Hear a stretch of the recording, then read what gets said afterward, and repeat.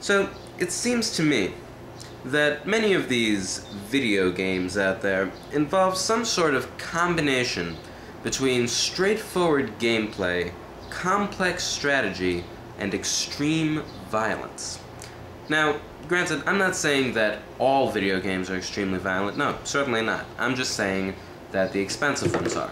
So, that being said, here's my idea that involves sort of a merger between those three.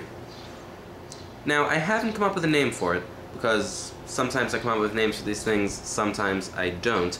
I actually do have a name for my other video game idea, which I'm not going to discuss, Grand Theft Autopsy, in which you have to steal human body parts and sell them on the black market. But I'm not going to discuss that one because I actually don't have an idea other than the name.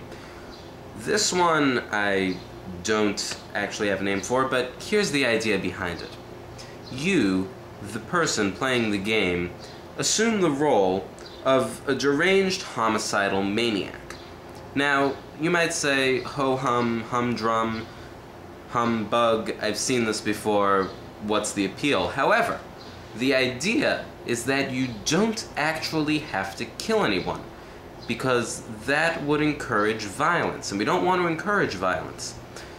What you have to do instead is spend pretty much the course of the game cleaning up the bodies. Because, again, when people die in video games, surely someone has to clean it up. So what you do is you pretty much spend the game, it's done like on levels, and what you have to do is it's almost like a puzzle game, sort of, and it involves like almost a three-dimensional Tetris in that you have to take human bodies and fit them into various shapes in order to fit them into a giant walk-in freezer before the police arrive. Now, I think that it's a great idea, and it's not just that simple, because, for example, you may not be able to fit the entire body as a whole, because it takes up too much space. So what you could do is you could like take an axe and chop it down into smaller body parts, but then at the same time that takes away time, because you're also trying to beat the clock.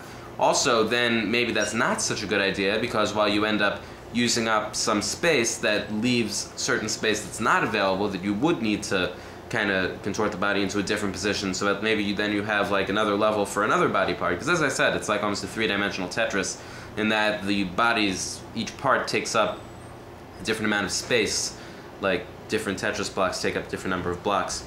And again, also the idea isn't that you want to clear lines, but rather that you want to compact everything together and fit it into different spaces. But again, as each body comes up, it's like you don't get to choose. Like, also they're different sizes, because it's like you kill people of different ages, supposedly. You've killed people of different ages and different genders. And yeah, so you need to get them all into your giant walk-in freezer before the police arrive. But also, it'll be cool because it's like, and cool, I don't mean cool as in the freezer is chilly, I mean cool as in, wow, that's a cool video game.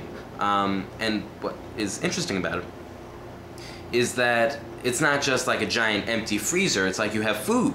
Because it's a freezer, if you have a giant walk-in freezer, I'm sure it's not just for storing dead bodies. So it's like you'll have like the body, then like a giant crate of peas, frozen peas, giant crates, so it's like you won't have room, so you'll have to work around it and then like start building on top of it.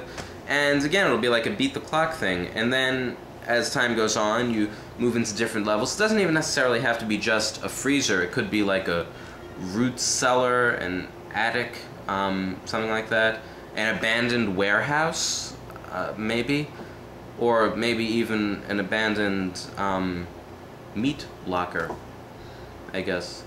Because again, it's like as you move up the levels, it's like you could even take the role of different famous homicidal maniacs. And I think it's good because it gets out violence and pretty much the violent tendency of video games in a way that doesn't involve actually hurting people in the game. You're just pretty much cleaning up after a bunch of people have been killed, but you don't actually see that part. So it's like the violence is implied, but then it's almost stronger. Also, it's good for children because it encourages like good cleaning habits. Like cleaning your room is like cleaning up the dead bodies before the police come. See, again, I think that it's a pretty good idea, pretty marketable idea too. Maybe not to any of the major video game corporations, but I'm sure that it's possible. Also, it's simple, but involves like just strategy. That's what's so great about it. It's not very complicated. And I don't know, I don't have a name for it, but I think that it's a pretty promising idea. And I think that the public would just clamor for it.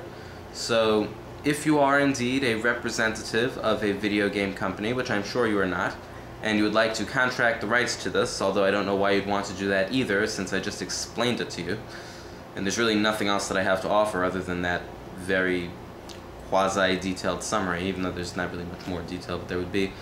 Still, contact me, or not. I guess you could just take the money and run, couldn't you? Well, that's too bad.